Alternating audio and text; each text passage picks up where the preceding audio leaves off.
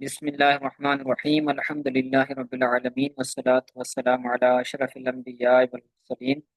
فیضان تجوید کے اسباق کا سلسلہ جاری و ساری تھا، اور ہم نے گزشتہ درس کے اندر حروف شمسیہ اور حروف قمریہ کے بارے میں پڑھا تھا۔ آج تلاوت کے محاسن کے بارے میں ہے، یعنی جو تلاوت قرآن پاک ہے اس کو مختلف انداز سے مختلف طریقوں سے پڑھا جاتا ہے۔ کبھی قرآن پاک کو قواعد کے ساتھ ٹھہر کر پڑھا جاتا ہے، کبھی تجوید کے ساتھ پڑھا جاتا ہے۔ قرآن پاک کے اندر بھی آیا ہے کہ قرآن پاک کو ورتل القرآن ترتیلا ترتیل کے ساتھ پڑھو۔ تو یہ مختلف اصطلاحات ہیں، ایک ترتیل ہوتی ہے، تجوید ہوتی ہے، تبیین، ترسیل۔ تو مختلف جو اصطلاحات ہیں تو پڑھتے ہیں۔ کہتے ہیں سب سے پہلی ہے اصطلاح ترتیل۔ اس کا مطلب ہے قرآن پاک کو خوب ٹھہر ٹھہر کر قواعد تجوید کے مطابق پڑھ۔ ایک تو بندہ پڑھتا ہی جاتا ہے، اسپیڈ اس کی ہوتی ہے، لیکن ٹھہر ٹھہر کر اچھی طرح قواعد کے ساتھ پڑھنا، جس کا قرآن نے بھی مطالبہ کیا، تو یعنی قواعد کے تجوید کے مطابق ہو لیکن ٹھہر ٹھہر کر ہو، جلدی نہ ہو۔ دوسرا ہے تجوید، حروف کو ان کے مخارج سے مع جمی صفات کی ادا کر۔ حروف کے صفات کے حوالے سے ہم نے پیچھے اسباق پڑھے، اس طرح حروف کے مخارج بھی ہوتے ہیں، مخارج کے حوالے سے بھی ہمارا سبق ہو گیا۔ تو ان کو مخارج اور تمام صفات کے ساتھ ادا کرنا یہ تجوید کہلاتا ہے۔ تو تجوید کے ساتھ یہ قرآن پڑھنا ہے۔ اسی طرح تبیین، تبیین کا مطلب ہوتا ہے بیان کرنا، واضح کرنا، ہر حرف کو صاف اور واضح کر کے پڑھنا، یہ تبیین کہلاتا ہے، محاسن تلاوت سے۔ اس کے بعد ایک ترسیل، یعنی ہر حرف کو ایسے ہی ادا کرنا جیسے اس کا حق ہے، جس طرح اس کو پڑھنے کا حق ہے اسی طرح پڑھنا، یہ ترسیل کہلاتا ہے، یعنی مخرج اور صفات کے ساتھ ادا کرنا۔ دوسرا ہے آگے ہے توقیر۔ توقیر کا مطلب ہوتا ہے خشوع اور خضوع کے ساتھ ادا کرنا، خشوع ہو، خضوع ہو، تو اس طرح وہ تلاوت کرے گا تو یہ توقیر کہلائے گا۔ اس کے بعد ہے تحسین۔ تحسین کا مطلب ہوتا ہے کہ خوبصورت آواز میں کر کے پڑھنا، جیسے قرہ حضرات آتے ہیں مصر کے، پاکستان میں، تو وہ تحسین کے ساتھ پڑھتے ہیں، یعنی لحن عرب اور قواعد تجوید کے مطابق خوبصورت آواز میں پڑھنا، لیکن اس کے اندر قواعد تجوید کا خیال رکھنا ہے۔ ایسا نہ ہو کہ وہ تجوید اور سر لگانے کے چکر میں اور جو ہے وہ قواعد تجوید کو مروڑ دے، تو ایسا نہیں کرنا، بلکہ جو قواعد تجوید ہیں ان کے مطابق خوبصورت آواز میں پڑھنا۔ اس کے بعد تلاوت کی عیوب، جس طرح لوگ اچھا قرآن پڑھتے ہیں اسی طرح بعض لوگ قرآن کو بگاڑ کر بھی پڑھتے ہیں، غلطیاں بھی کرتے ہیں۔ تو کون کون سی غلطیاں ہیں وہ کہتے ہیں؟ پہلی ہے تمتید۔ تمتید کا مطلب ہے ترتیل میں مدات و حرکات وغیرہ میں حد سے زیادہ دیر کر، جو مدات ہیں، جو جو حرکات ہیں، ان کو جتنا کھینچنا چاہیے ان کی حد سے زیادہ تجاوز کرنا، یہ تمتید کہلاتا ہے، اور یہ تلاوت میں کرنا مکروہ ہے، ایسا نہیں کرنا چاہیے، مکروہ تحریمی ہے۔ تیسرا ہے تخلید۔ تخلید کا مطلب کیا ہے؟ حدر میں اس قدر جلدی کرنا کہ حروف سمجھ میں نہ آئے۔ جلدی جلدی قرآن پڑھا جاتا ہے حدر کے اندر، تو حدر کا مطلب ہوتا ہے جلدی جلدی پڑھنا، تو اس میں بعض لوگ اتنی جلدی کرتے ہیں تو حروف کو چبا جاتے ہیں، اور صحیح سے وہ حروف کی پہچان سمجھ نہیں آتی، تو ایسا کرنا حرام ہے۔ آگے اس کا حکم بھی لکھا ہوا ہے، ٹھیک ہے۔ اس کے بعد ہے تنفیش۔ تنفیش کا مطلب ہے حرکات کو پورا ادا نہ کرنا، اس طرح زبر کو منہ کھول کھول کر ادا کرنا چاہیے، زیر کو کامل جھکاؤ کے ساتھ، پیش کو دونوں ہونٹوں کے ساتھ ادا کرنا چاہیے، بول کر کے ادا کرنا چاہیے۔ تو جس طرح حرکات کو پورا کر کے ادا کیا جاتا ہے تو وہ نہ ہو تو یہ تنفیش کہلائے، یہ بھی مکروہ ہے، قریب بحرام۔ کے بعد تمدیغ، یعنی حرکات کو چبا چبا کر پڑھنا، یہ تمدیغ کہلاتی ہے جو کہ مکروہ ہے، ایسا بھی نہیں کرنا چاہیے۔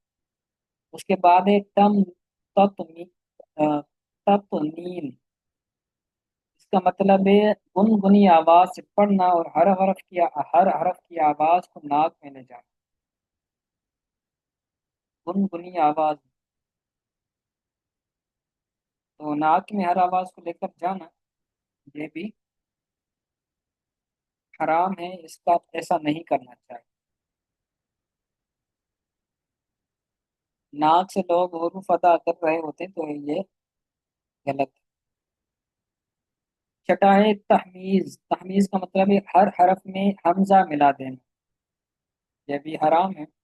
تعویض کا مطلب ہے کلمے کے درمیان میں وقف کر کے بعد سے ابتدا کریں، کلمے کے درمیان سے، ایک تو ہوتا ہے نا جو ہے وہ آ، آیت کے درمیان سے، تو آیت سے درمیان سے نہیں بلکہ کلمے کے درمیان سے وقف کریں، پھر آگے سے جو ہے وہ ابتدا کر کے پڑھیں۔ جیسے لفظ تھا صراط، تو صراط پر وقف کرے اور تا کو آگے ملا کر پڑھے، صراط الذین، تو یہ الفاظ کو کاٹنا گویا کہ ہو گیا، تو ایسا کرنا بھی حرام ہے۔ اس کے بعد ہے وثبہ، یعنی اس کا مطلب پہلے والے حرف کو نہ تمام چھوڑ کر دوسرے حرف کو شروع کر دے، پہلا حرف جو ہے وہ مکمل صحیح سے ادا کیا ہی نہیں ہے، پھر دوسرے حرف کی طرف چلا جائے، اگلے حرف کی طرف چلا جائے، تو یہ بھی درست نہیں ہے، یہ بھی حرام ہے۔ اس کے بعد ہے انا، حمزہ یا کسی اور حرف کے ساتھ عین کی آواز ملا دینا، یہ بھی علم تجوید کے اندر انا کہلاتا ہے، ویسے علم اصول حدیث کے اندر انا کی دوسری معنی بیان کیا ہے۔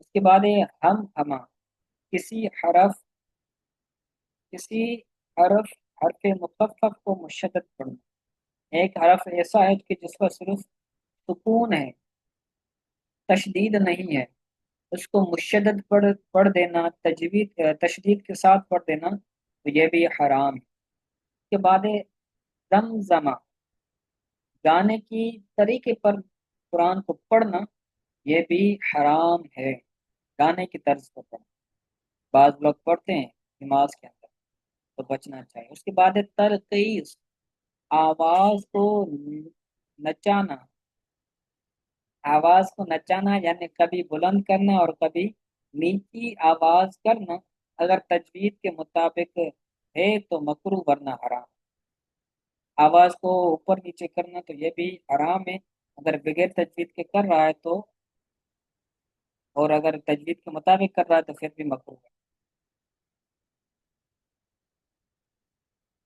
آگے واقعات بیان کرتے ہیں، کہتے ہیں شوق علم تجوید و قرات پر مبنی ائمہ کرام کے فرامین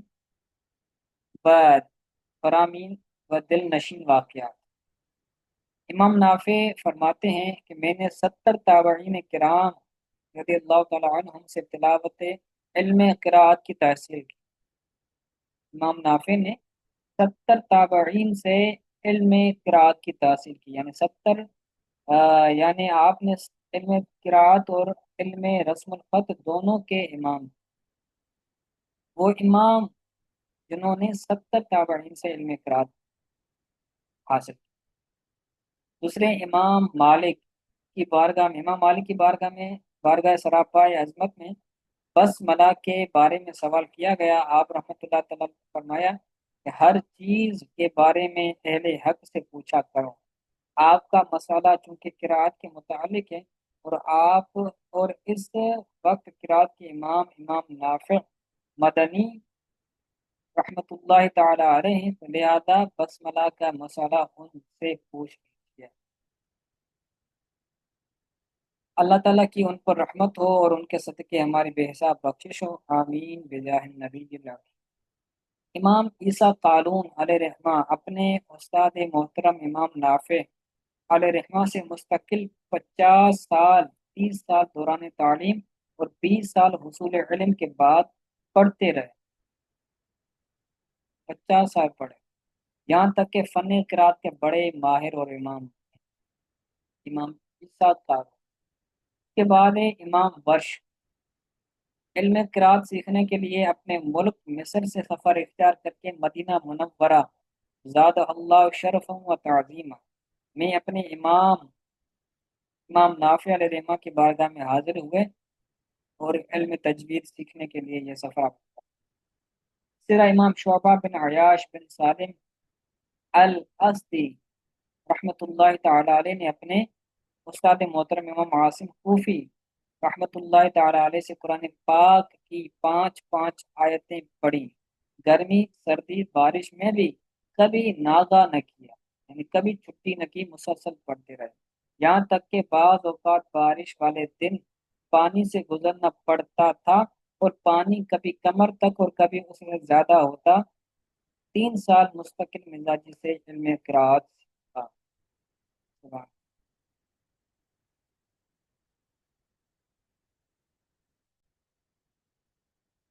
اس کے بعد قرات عشرہ کے جو ائمہ کرام ہیں اور جو ان کے راوی ہیں تو ان کا تعارف بیان کرتے ہیں۔ کہتے ہیں قرآن مجید اللہ تعالیٰ کی آخری اور لا ریب کتاب ہے۔